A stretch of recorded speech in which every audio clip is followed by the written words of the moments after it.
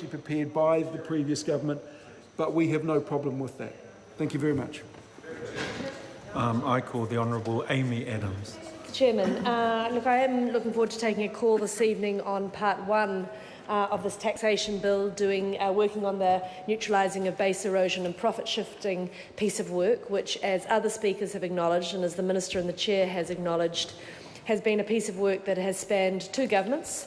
But more importantly than that, actually, it's a piece of work that has international impetus and is really New Zealand's response to the OECD piece of work looking at how New Zealand's rules need to be amended and adopted in concert with the rest of the world so that we stop the actions of a number of multinationals who look to game relative tax jurisdictions for tax advantage. And what we see most commonly, of course, is using inter-party related transactions offshore to move money effectively to a tax jurisdiction that's more efficient for them and to artificially play with where they would otherwise have a place of operation. And the work of the Finance and Expenditure Committee on this piece of work has been very good, has been very constructive, as you would expect with a bill like this that has cross-party support and its broad parameters. I came into the consideration of the bill partway through, and so it's certainly been very interesting to hear the contributions from my colleagues,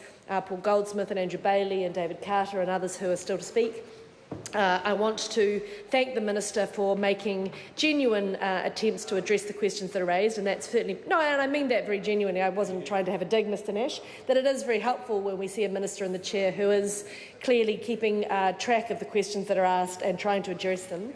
And I think Mr Nash will take some comfort in the fact that, similarly on this side of the House, we want to see this legislation simply in as good a shape it can be. And it is started as our legislation. It's now yours, but there is not yours, Mr Speaker, or Mr Chairman, of course.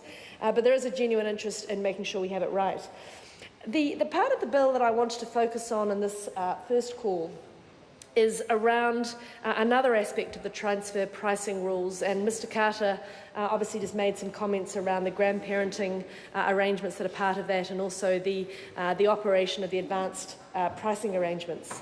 The piece that I particularly wanted to talk about is the change that the Select Committee was quite interested in, and I personally had quite a lot of interest in, which was around the time bar for bringing actions under the transfer pricing mechanisms. And for the hundreds of thousands of people who I'm sure are listening away at home, what we're talking about here is exactly the situation I described earlier, where related parties are using the ability to set the cost of arrangements between them in a way that effectively allows them to move profits offshore. So that might be, obviously it could be a debt instrument, which is the most obvious one where interest rates are set, but equally it can be things like management fees between related parties, it can be royalties arrangements, there can be any number of ways in which this is done. And the IRD, of course, have a very genuine interest in making sure that there is adequate time for them to understand and drill into what are very complex arrangements between very highly lawyered up, to use a technical term, firms who have access to a wide range of accountancy advice and legal advice to help them make these transactions look as legitimate as possible. And we all acknowledge that there's quite a piece of work in that. No one is by any stretch of the imagination suggesting that that is an easier and uncomplex piece of work, and that they are not dealing with some very, very able and adept and well-resourced combatants.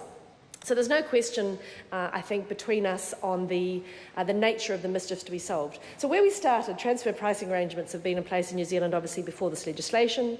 In this legislation, we're making some tweaks around the way they apply to when a number of foreign investors work together as a controlling block to control a New Zealand company, all of which is very sensible, subject to the comments my colleagues have made. But previously, the time bar for the IRD to bring and complete an investigation and issue a notice of a changed tax liability was 4 years. 4 years from the end of the tax year in which the alleged behaviour occurred. Under this piece of legislation, the IRD wanted, of course, to extend that out to 7 years. Now, there was quite a wave of submissions and opposed to this change from the major taxpayer groups. There was Chapman Tripp, the corporate taxpayers groups, EY, Russell McVeigh, PwC, KPMG, ASB, Powerco. There was quite a long list, and so it was an issue that really concerned taxpayers in New Zealand. And I don't think any of them certainly disputed the fact that the IRD needed to look into these and have a complex and effective way of going about it. I'll just wait for the buzzer and then I'll call Mr Chair. Mr Chair. Honourable Amy Thank you. Adams. And as I say, neither did the committee. But we really drilled quite hard with our advisor, with the officials, saying, look, do you really need 7 years? Is there not something in what the submitters said where they're right, that actually these are complex, detailed transactions? They're not one-off. They are year-on-year transactions. And actually taxpayers do need the certainty of knowing what their tax position is. The position that the committee got to was that was a bit of a hybrid. We took the officials at their word that 4 years wasn't going to be long enough for those taxpayers who are playing a bit of cat and mouse and not being as forthcoming as they could. And we certainly don't want people to be able to avoid IRD scrutiny through being non-compliant. In the same way, though, we also took from the submitters that actually to leave every taxpayer exposed for up to 7 years where there could be a review is an extraordinary imposition. It doesn't provide the sort of certainty that taxpayers want, and it puts a huge amount more cost and complexity into both the prosecution of the behaviour but also the defence of it. So where the Select Committee got to was to say that the IRD should be able to extend to 7 years only if they have commenced an investigation during the 4 years and have notified the taxpayer that it would be 7. You know, we can argue whether that was the right balance, but that's where the committee got, and I'm comfortable with that. Where I'm concerned, though, Mr Nash, is that the way the bill has actually landed in front of the House, and I'll refer you to page 57 of the bill, at the bottom of page 57, where clause 36(4) provides the assessment, it doesn't actually do what the Select Committee thought it was doing, and it certainly doesn't do what the Select Committee commentary says it is doing. The Select Committee commentary makes it quite clear that the Select Committee wanted the change to say that the time period could only be extended if an investigation had been commenced and the taxpayers were notified. The change in the bill in clause 36(4) at the bottom of page 57 simply requires the IRD to notify that they're extending the time. Now, that's not what the Select Committee agreed at all. The Select Committee did not sign up for a situation in which the IRD could potentially, under this legislation, serve as a matter of course on every taxpayer and notice that they're extending the time period and it would automatically become 7 years. We went through this in quite some detail and in a very collegial and bipartisan way to try and get that right balance between fairness to the officials and fairness to the taxpayers. And where we landed, and this is, you can check for yourself, the Select Committee commentary is very clear on this, we landed that the IRD would be required to have commenced an investigation and to have advised the taxpayer of that. That's still the case. The legislation, the way it's written, and I can read it out, the Minister is saying that's still the case, the legislation as it's written at the bottom of page 57 makes it very clear that the only thing required for the IRD to extend the time is if at any time during 4 years the Commissioner notifies the taxpayer that this subsection applies. That means, Mr Nash, that in every case, potentially, the IRD could issue a form letter to every taxpayer saying that we're extending it. Now, that is not what the Select Committee said, so I really want to hear from you, from the Minister and the Chair. He's just indicated verbally that that's still the case. I can utterly assure you on the reading of that legislation it is not the case.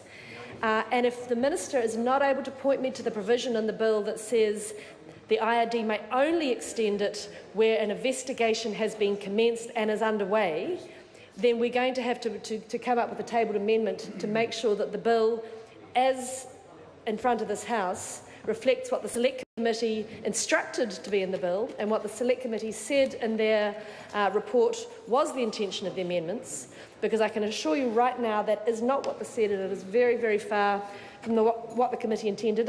And look, it might seem like a small point, but actually this is a change that is, not only does it speak to whether the bill in front of us reflects the direction that the Select Committee gave it and the Select Committee report, but it's also a very important point in getting that balance right between the reach and power of the state and the right of taxpayers to have certainty and have some conclusion to their legitimate affairs, to know when they can put these issues to bed, and when they do come up, to have the resources and ability to look into them and defend them, and for the IRD simply to address them. So these are important points, Mr Nash, and I make them very genuinely. And I really do think this House now needs not simply a statement that it's all fine. I think this House needs quite specific reference to the line item in the bill that makes it clear that there is something required of the IRD beyond simply saying, well, we're extending the time period, because that is not enough. Mr Chair. The Honourable Stuart Nash. Thank you very much. There are 2 points that I would like